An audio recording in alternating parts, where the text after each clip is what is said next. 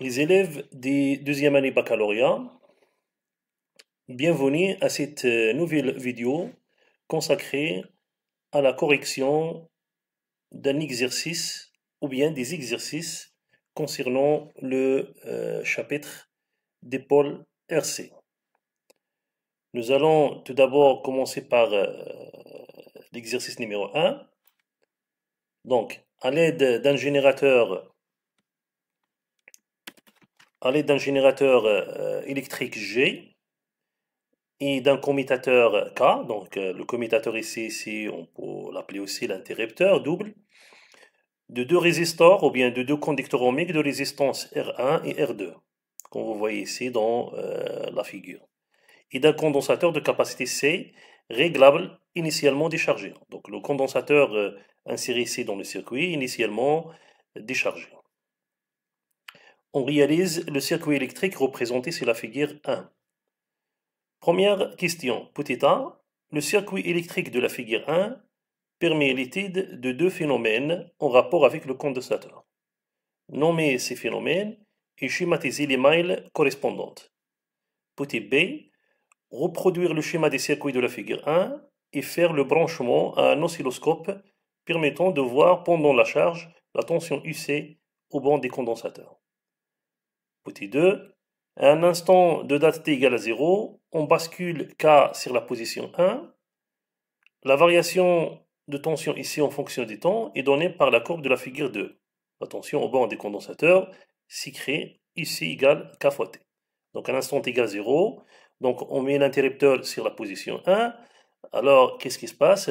Alors le condensateur va se charger alors et la tension ici va augmenter avec le temps suivant une fonction linéaire comme vous voyez ici dans la figure 2. Donc l'équation de cette droite c'est ici égale à K fois T. Petit a, en exploitant la courbe de la figure 2, trouver la valeur de K. Donc on cherche à trouver la valeur de ce coefficient K. Petit 2, montrer que G est un générateur de courant d'intensité I qu'on exprimera en fonction de C, de la capacité C, et de la constante petite k. Petit k. B, à l'instant de date T1 égale 30 secondes, le condensateur emmagasine énergie électrostatique E égale à 0,45 joules. Et un voltmètre branché au bord des générateurs indique la tension U égale 6,4 volts. Donc à l'instant T1 égale à 30, donc le condensateur il emmagasine une énergie vaut 0,45 joules et la tension au bord des générateurs, donc on mesure la tension au bord des générateurs à l'instant T égale 30 secondes à l'aide d'un voltmètre et ce dernier indique une valeur de 6,4 volts. La question c'est de montrer que la capacité du condensateur à l'heure égale à 25 millifarads et puis déduire la valeur de courant I, de l'intensité de courant I. Outil 2, déterminer la valeur de la résistance R1. Voilà, ça sont les questions de l'exercice 1. Donc on passe directement à la corriger. Donc on commence par la première question. La première question, il dit que ce montage que vous voyez ici, il permet de visualiser ou bien de traiter deux phénomènes concernant le condensateur. La question c'est de nommer ces phénomènes et puis schématiser les mailles correspondantes. Voilà, donc lorsqu'on met K1 en position 1, alors vous voyez ici que le circuit il contient un générateur, une résistance pardon, de résistance, ou bien un conducteur ohmique de résistance R1 et un condensateur initialement déchargé. Donc qu'est-ce qui se passe lorsqu'on met K en position 1? Alors on observe le phénomène de charge, le condensateur va se charger. Donc en revanche, lorsqu'on met l'interrupteur en position 2, alors on observe un phénomène de décharge des condensateurs. Donc les mailles correspondantes donc à ces deux phénomènes, donc la maille de gauche, ici lorsqu'on met K dans la position 1, c'est la maille de charge, et l'autre maille, c'est la maille de décharge, c'est-à-dire lorsqu'on bascule l'interrupteur en position 2, qu'est-ce qui se passe alors? Alors le condensateur va se décharger à travers ces conducteurs ohmiques. Donc l'énergie emmagasinée dans le condensateur va dissiper dans les conducteurs ohmiques sous forme de chaleur. On passe alors à la deuxième question. Deuxième question, il dit reproduire le schéma de la figure 1. Donc ça, c'est le schéma de la figure 1. Et de faire le branchement d'un oscilloscope qui permet de visualiser la tension IC. Donc, pour faire le branchement de l'oscilloscope, pour visualiser la tension IC, il faut tout d'abord déterminer la borne positive et la borne négative des condensateurs. Donc ici, le courant, il arrive du haut vers le bas dans le condensateur. Alors toujours l'armature dans laquelle le courant arrive-t-il, donc il représente l'armature positive. Puisque les électrons viennent de l'autre côté, alors cette armature, c'est l'armature négative qui stocke des électrons, et l'armature de haut, c'est l'armature positive. Donc, ce point, ou bien la borne ici supérieure, c'est la borne positive, et la borne inférieure, c'est la borne négative. Donc, le branchement de l'oscilloscope, c'est de la manière suivante. Ça, c'est l'entrée de l'oscilloscope. Alors, il est branché aux bornes positives du condensateur, et la masse de l'oscilloscope sur le borne négative du condensateur. On passe alors à la deuxième question de l'exercice. Deuxième question, qu'est-ce qu'il dit? Il dit qu'à l'instant t égale à 0, on bascule l'interrupteur K en position 1. Alors, la variation de la tension ici en fonction de t, c'est représenté dans cette figure. Vous voyez que c'est une fonction linéaire qui s'écrit alors ici égale k fois t. Alors ici k, il représente le coefficient d'électeur. Ce qui demande de trouver dans cette question. Donc on détermine k par le calcul de la coefficient d'électeur de la droite. Donc k représente le coefficient d'électeur de la courbe ici en fonction de t. Donc graphiquement, on va choisir deux points. Donc on va choisir ce point, la dernière point d'ordonnée 10 et d'abscisse 50. Et le premier point, c'est l'origine, 0, 0. Donc application numérique, on arrive à k égale à 0,2 volts par seconde. Alors, faire attention, il faut exprimer cette constante via ces unités que vous voyez ici. Donc dans le numérateur, on a des valeurs en volts, et dans le dénominateur, on a des valeurs en secondes. Donc là, c'est 0,2 volts par seconde. A2, montrer que G est un générateur de courant d'intensité I qu'on exprimera en fonction de C et K. Donc pour montrer que G c'est un générateur de courant, il faut montrer qu'il délivre un courant constant. Donc un générateur de courant, c'est un générateur qui délivre ou bien qui génère un courant d'intensité constante.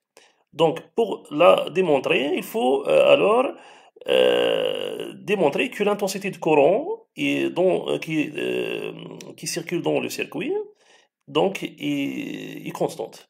Donc on commence par la définition de l'intensité de courant. Donc on sait que l'intensité de courant est définie par la dérivée de la charge, dont la charge égale à C fois IC. Donc on remplace dans l'expression de I. Donc on trouve que I égale à C d IC sur dt. Donc ici, lorsqu'on dérive Q, donc si c'est une constante, on la sort de la dérivée, donc il ne reste que la dérivée de la fonction IC. Donc dans cet exercice, on a IC est varié avec le temps suivant une fonction linéaire, donc on remplace IC par son expression, donc c'est égal à K fois T. Donc la dérivée de KT, c'est K. Donc on arrive à I égale à une constante, si la capacité c'est fois K, donc c'est une constante. Alors, le générateur G est un générateur de courant qui délivre alors une intensité constante qu'on peut la noter I majuscule égale à C fois K. C'est la capacité C fois la constante K qu'on a déjà calculée qui est égale à 0,2 volts par seconde. On passe alors à la question petit b. Donc à l'instant t1 égale à 30 secondes, le condensateur alors il emmagasine une énergie de 0,45 joules. Et aussi un voltmètre branché au banc du générateur, il indique une valeur de 6,4 volts. Bien sûr, à cet instant, t égale à 30 secondes. On demande de calculer alors, ou bien de montrer que la capacité du condensateur égale à 25 millifarad, et puis on déduire la valeur de l'intensité de courant I. Donc on commence par la détermination de la capacité C. Donc dans les données, on a de l'énergie emmagasinée dans le condensateur. On sait que l'énergie donnée par la relation 1,5 C fois ici au carré. Donc, alors on connaît la valeur de l'énergie. Donc pour calculer alors C, il faut connaître la valeur de la tension UC. Bien sûr, à l'instant t égale à 30 secondes.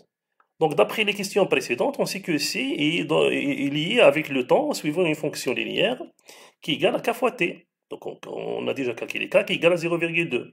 Donc on remplace dans l'expression de l'énergie électrostatique, donc emmagasinée dans le condensateur. Donc EE égale 1,5 C k carré t carré. Donc on cherche alors C, donc on tire C de cette expression.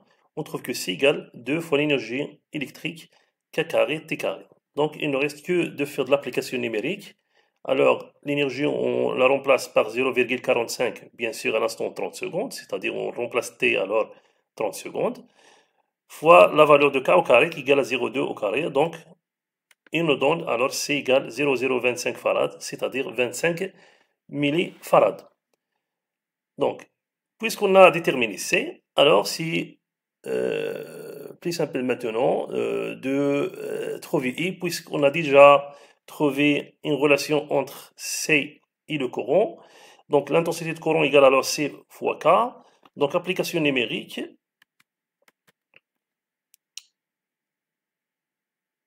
Donc on arrive à I égale à 5 milliampères.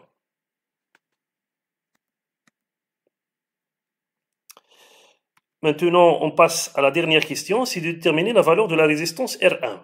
Donc on cherche à déterminer la valeur de R1. Donc dans ce cas, on va utiliser l'autre donnée ici qui est la tension aux bornes du générateur qui égale à 6,4 volts.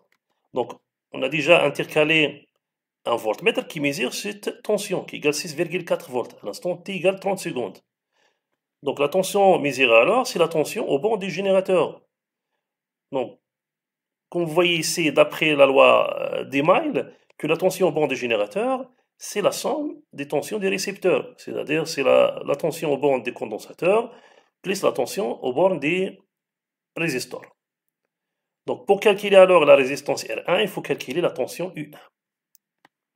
Pourquoi? Parce qu'on sait que la tension au bornes des conducteurs ohmiques, d'après la loi d'Ohm, c'est R1 fois I. Alors, R1 égale à U1 sur I. Donc maintenant, pour chercher U1, donc on a dit, on utilise la loi d'Email, la tension au banc des générateurs, c'est la tension au banc des condensateurs plus la tension au banc des conducteurs ohmiques. Alors on tire que U1 égale à U moins UC. Donc UC, on la connaît, c'est K fois T. Donc on peut la calculer facilement à l'instant 30 secondes.